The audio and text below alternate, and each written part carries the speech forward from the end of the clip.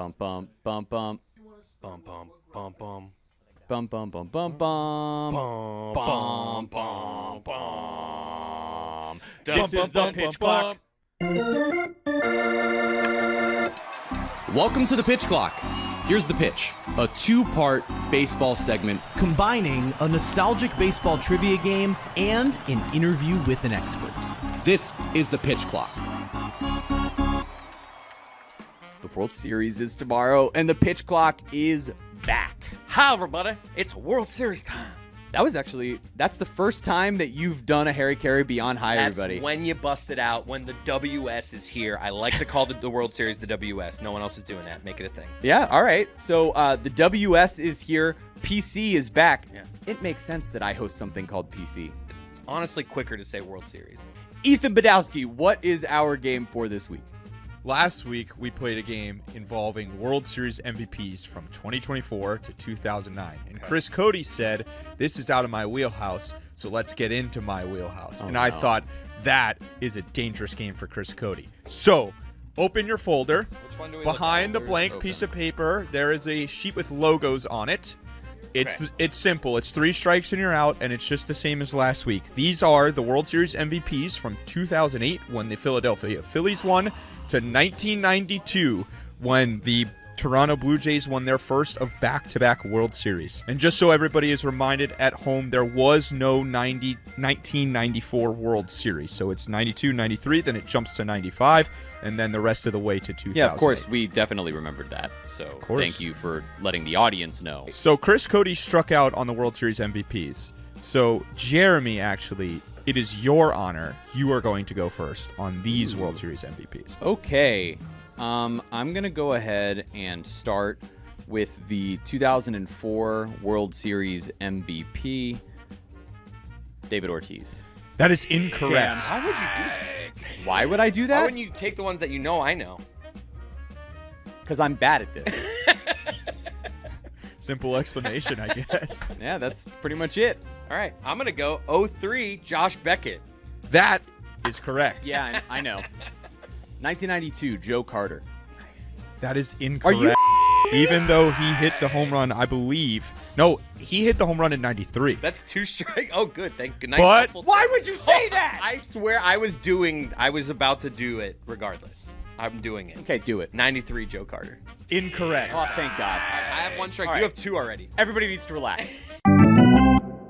All right, it's time for World Series coverage, and of course, it has to be Adnan Virk of MLB Network joining us as our 2025 MLB expert. Adnan, I'm going to ask you to, despite your maple leaf on your hat, put your biases aside after the first question, because the first question goes back to the ALCS. I want to talk to you about everything going on here in what was an unbelievable American League Championship Series, because we did only like 4 minutes of it on the main show. So, what did you think of the Toronto Blue Jays coming through in that epic series in the ALCS in Game 7 with what George Springer was able to do with the biggest homer since Joe Carter for Toronto, and of course what Vladimir Guerrero Jr. was able to do offensively as well? Yeah, you might as well start calling the cardiac kids, Jeremy. What these guys are able to do with these comebacks is remarkable. I mean, when the Jays went down 0-2, and I was at that game to the ALCS, I mean, it was just a lead balloon. Like, you lose 2 games at home, you're pretty much cooked. You know, the stats suggest 11% chance of coming back down from an 0-2 hole, and particularly losing at home the way they did, you thought it was over. But this series was so unpredictable. Game 1, the Blue Jays were supposed to win because the Mariners are coming off a 15-inning marathon. The Jays were at home, well-rested, had Kevin Gausman, but they lost. Game 3, the Mariners were up 2-0. You know, this is it. Might be a sweep. Jays come roaring back to win 2 games, and their offense is alive. Game 5, they have all the momentum, but Gino Suarez goes deep. And then in Game 6, Trey Savage is fantastic. And in Game 7, you mentioned the Springer dinger, which will be forever memorialized from Vancouver to Halifax as they're going wild throughout Canada. It's amazing because this Blue Jays team really has captured the attention of my entire home and native land. At the Flames game, they're literally announcing the goal and the home run, and people start cheering.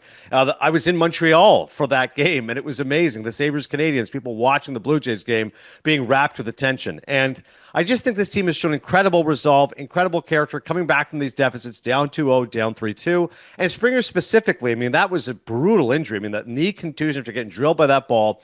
it looked like when Tiger Woods would swing and like he just crumpled, like he just had no strength in his legs in Game 6, but Springer was willing to do it, like just will himself to it.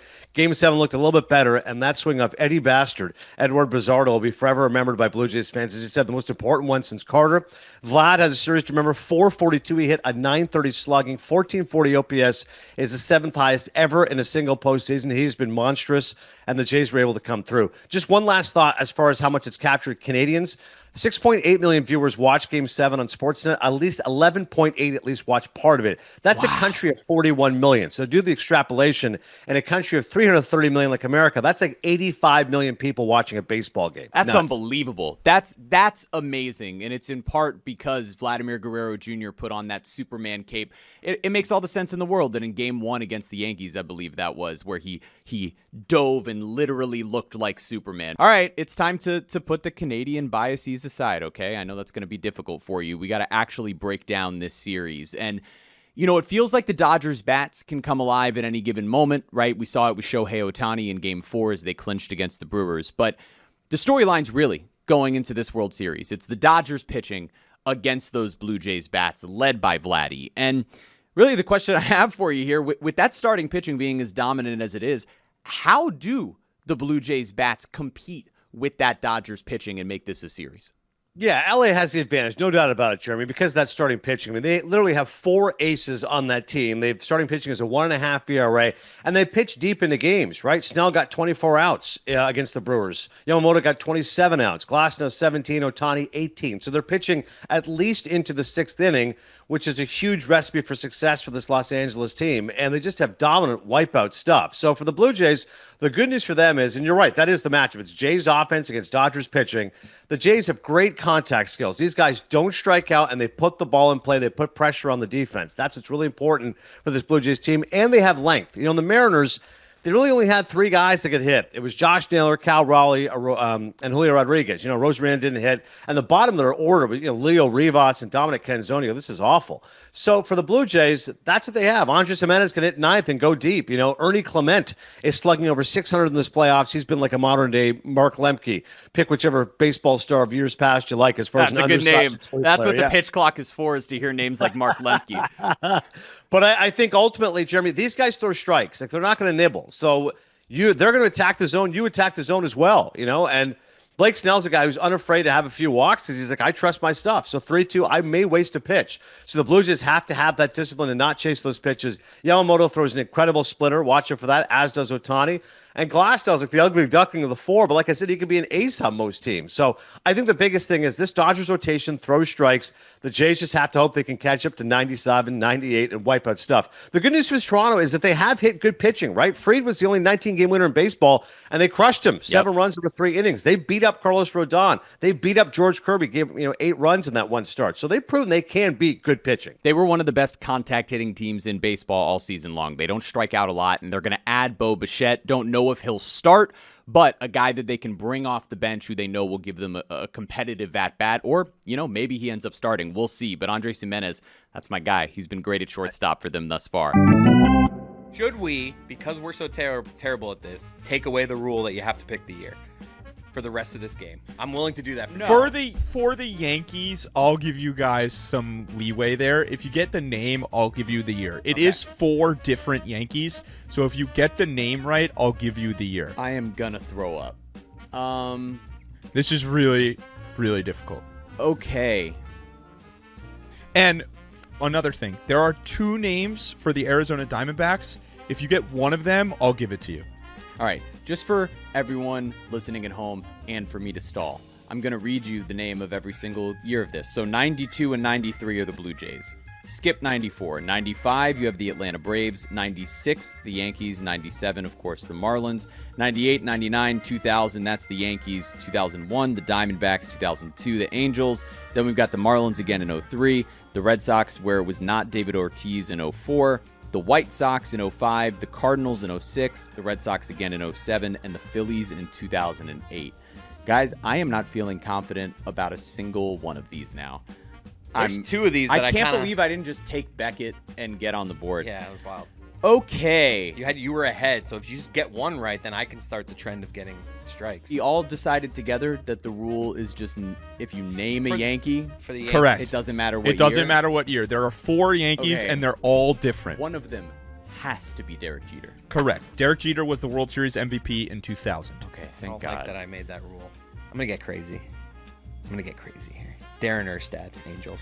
It is not Darren Erstad. I'm gonna try it. I'm gonna say that the 2007 World Series MVP was David Ortiz. That is incorrect. You gotta be. So he loses. So I gotta get one here. Well, Cody, you gotta here's get what we'll one to do. clinch. Here's what we'll do. No. If you get this right, you clinch. You If win. not, we'll go to first to 3. In that case, I'll Because you're both First on to the board, 3 right. so it'll be first to 3 right. Okay. So if you get this right, Cody, the game is over. You win. But if you get it wrong, then we're gonna go first to 3. That's a great such idea. a boring thing to guess the Cardinal, so I'm gonna go for the good one here. I'm gonna go for the one. It's kind of like Darren Erstad. I think I just can picture the White Sox and the MVP, Paul Konerko. It was not Paul wasn't. Konerko, so we are still I can't alive. resist. Knew it wasn't Paul. Go ahead. No, I I didn't knew know it it. wasn't. I didn't know it wasn't. I'm guys, folks at home. I'm so sorry. It proves that we're not cheating. All right, Adnan, I want to get to some of the key factors here. So we'll just start. Both the Dodgers and the Blue Jays. Who's going to be the most important pitcher and the most important hitter on each of these teams in the World Series? Well, I think obviously for the Blue Jays, it's Vlad. I mean, he's been carrying this offense so far. It's been remarkable. There's no reason that shouldn't continue. If the Dodgers slow him down, that's a problem. But he's the one guy that can flip this entire script, this entire series. He's been that unstoppable. He's been Judge-like, Ruthian, Barry Bonds-like, etc.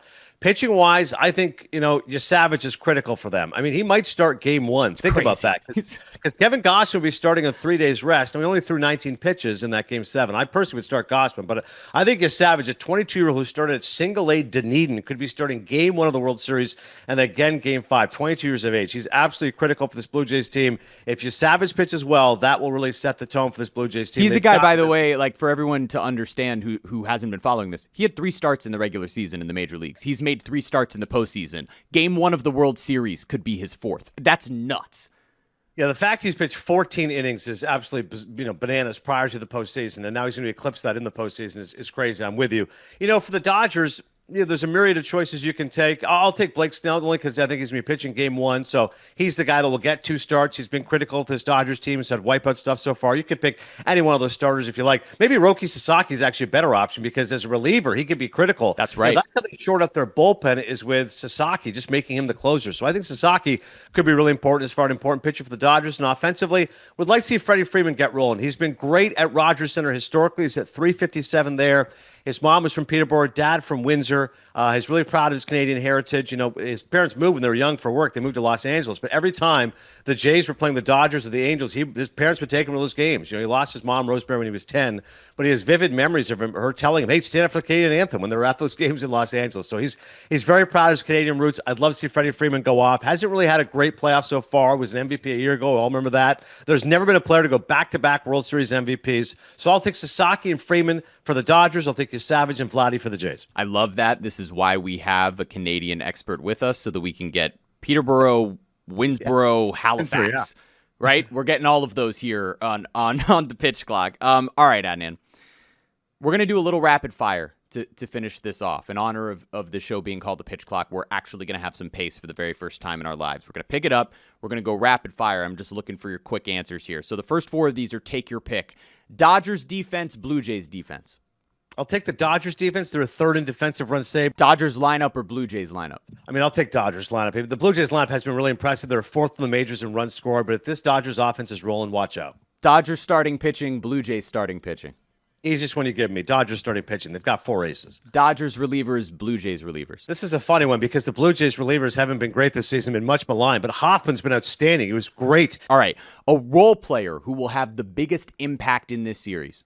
I think Tommy Edman for the Dodgers has been great all playoffs long. I think he'll continue to be that guy for Los Angeles. And why not? I'll take Ernie Clement. He's been a great story for the Blue Jays. Player with the coolest story that's maybe going under the radar for the common fan. Addison Barger's a great story for the Blue Jays for this Toronto team. And as far as Los Angeles is concerned, there's not one specifically. I would say I think Kike Hernandez is always a great story. I mean, this guy every time, Jeremy, the playoffs is awesome. He's a playoff monster. I should say the best overall story, though, this goes for both, is Don Mattingly. All this time in baseball as a player for the Yankees, manager for the Dodgers, now bench coach for the Jays, first World Series ever for Donnie Baseball. Awesome. What is a storyline to watch out for that people might not be focused on? Well, I think the other part of it is that the Blue Jays having home field, like how important is that in this whole rust versus rest conundrum? Who's the reliever who will have the biggest role in this series? Well, it's Hoffman for the Blue Jays, no doubt about it. Who will win this World Series and in how many games? We haven't seen a World Series champion in Toronto since 1993. We're going to get one this year. And no less an authority than David Sampson. I don't know if he's actually picking the Jays, but he thinks it's going to be a lot more competitive series than people may think. Your bias isn't showing at all. Who wins the MVP for the Blue Jays? It's going to be Vlad. This is his moment, you know. The Canadian wins it for Canada. We love it, Adnan. You can watch him on MLB Network. You should buy his book, Cinephile. And we'll see him back here after Game 5. He says it's going to be a long series, so we're looking forward to previewing that Halloween night showdown in Game 6. Thank you, Adnan. Now let's get back to this garbage of a game between me and Chris. So let me just set this up here. We're going to go first to 3. You can obviously re-guess.